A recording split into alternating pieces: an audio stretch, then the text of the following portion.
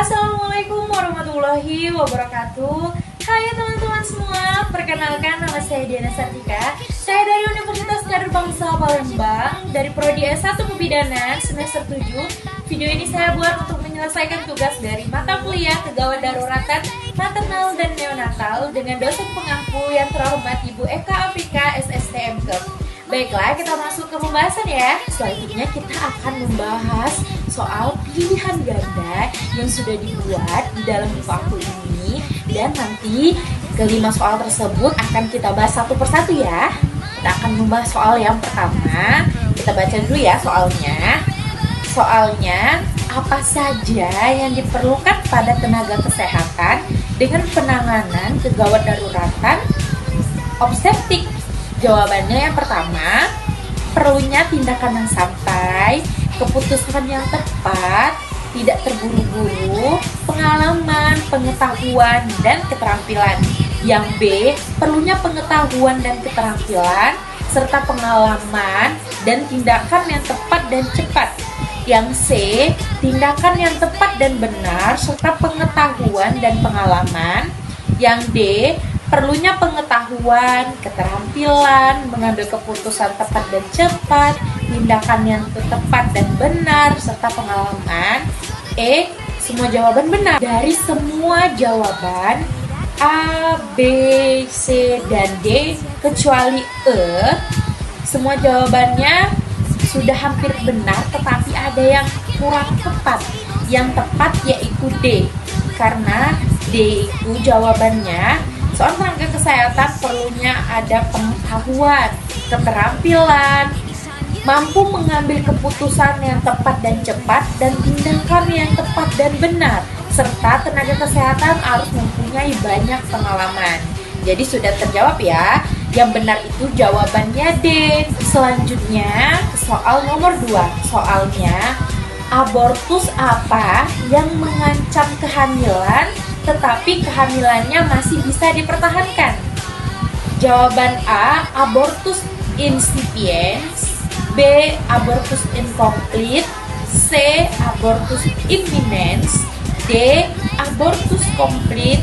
E, semua jawaban salah.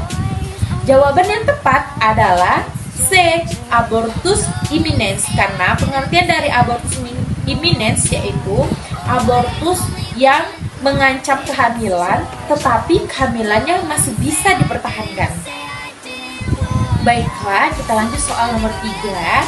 Soalnya yaitu hipertensi yang telah terjadi sebelum kehamilan, masa pembuahan, atau pada awal masa kehamilan kurang lebih 20 minggu merupakan klasifikasi hipertensi apa? Jawaban yang A, hipertensi dalam kehamilan.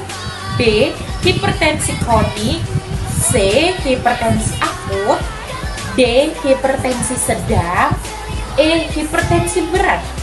Jawaban yang tepat adalah hipertensi kronik, karena hipertensi kronik adalah hipertensi yang terjadi sebelum masa kehamilan atau pembuahan yang kurang lebih dari 20 minggu. Oke, soal nomor 4, soalnya yaitu apa penyebab utama kematian ibu yang terjadi selama masa kehamilan, persalinan, dan nifas, kecuali? Jawaban yang A, pendarahan. B, infeksi. C, sepsis. D, hipertensi atau preeklamsia. E, persalinan macet atau distosia. Jawaban yang benar atau yang tepat adalah E, karena jawaban A, B, C, dan D itu bisa dalam kehamilan, persalinan, dan dalam nifas, kecuali yang E, persalinan macet, hanya dalam ibu bersalin. Selanjutnya kita masuk ke soal yang terakhir, soal nomor 5. Soalnya yaitu bagaimana cara menghindari kegawat daruratan obstetrik? Jawabannya yang A, perencanaan dengan seksama. Yang B, mengambil tanggung jawab ibu dan janin. C, petunjuk klinik diikuti. D, D. Pemantauan ibu dan janin. D. Pemeriksaan ANC. Karena soalnya tadi kecuali, jadi yang kecuali termasuk dalam cara menghindari kegawat daruratan obstetrik adalah B. Mengambil tanggung jawab ibu dan janin, karena jawabannya itu tidak tepat dari ke-5 jawaban tersebut. Selesai sudah pembahasan dari saya mengenai 5 soal tersebut. Semoga apa yang kita bahas tadi bermanfaat untuk teman-teman semua. Akhir kata dari saya, sebelum saya tutup, saya mau menyampaikan pantun sedikit. Ayu Ting Ting is 18. Thank you for everything. Jadi, terima kasih untuk teman-teman semua. Saya akhiri. Wabillahi taufiq wal hidayah. Wassalamualaikum warahmatullahi wabarakatuh. Dadah. Baiklah, di sini saya akan membahas soal tentang kegawat daruratan maternal. Langsung saja kita ke soal yang pertama, yaitu tentang seorang perempuan berusia 25 tahun, hamil anak pertama, datang ke PMB mengeluh pusing, pandangan mata kabur, nyeri ulu hati, dan hasil pemeriksaan tekanan darahnya 190/110. Suhunya 37 derajat Celcius, nadi 84 kali per menit, dan pernafasannya 20 kali per menit. Pertanyaannya, apakah diagnosa yang tepat untuk kasus di atas? Yang A. Preeklamsi, B. Hipertensi esensial, C. Preeklamsi ringan, dan D. Preeklamsi berat. Jawabannya adalah yang D. Preeklamsi berat. Kenapa? Karena preeklamsi berat ini merupakan suatu komplikasi kehamilan dengan timbulnya hipertensi 160/110 atau lebih, disertai proteinuria dan edema pada kehamilan. Oke, selanjutnya kita ke pertanyaan yang kedua. Nyonya S, D1P0A0, usia kehamilan 27 minggu, diperiksa bidan dan didiagnosis preeklamsi berat. Pertanyaannya, komplikasi apa yang terjadi pada bayi Nyonya S? A. Perdarahan intrakranial, B. Pertumbuhan janin terhambat, C. Anemia, dan D. Gagal jantung. Jawabannya adalah yang B, pertumbuhan janin terhambat. Kenapa?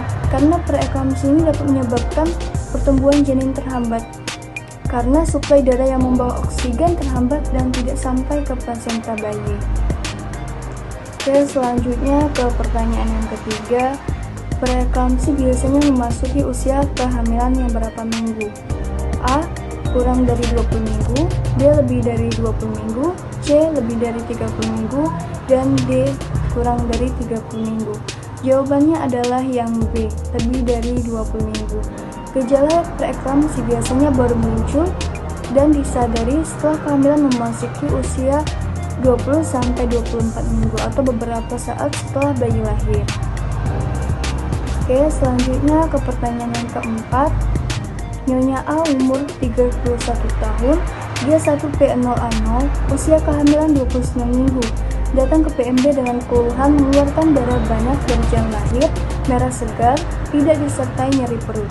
Hasil pemeriksaan tekanan darah 90/60, nadi 80 kali per menit, pernafasan 16 kali per menit, dan keadaan umumnya lemah pucat. Pertanyaannya, diagnosis apa yang tepat untuk kasus di atas? A. Solusi plasenta, B. Placenta previa, C. Abortus imminens, dan D. Ruptur uteri. Jawabannya adalah yang B, placenta previa.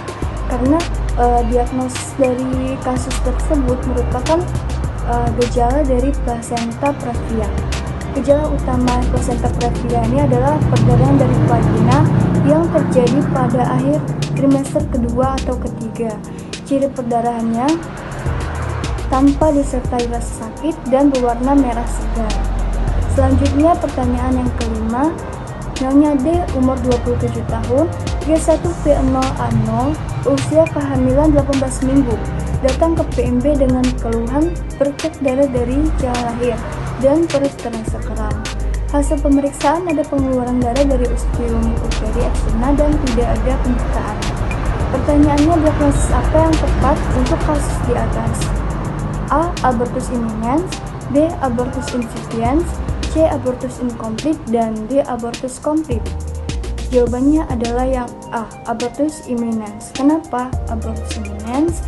Karena Perdarahan yang ditandai dengan kemunculan flek kecoklatan atau kadang ada gumpalan darah dari vagina ketika usia kehamilan kurang dari 20 minggu. Baik, itu saja pembahasan soal dari saya. Terima kasih. Wassalamualaikum warahmatullahi wabarakatuh.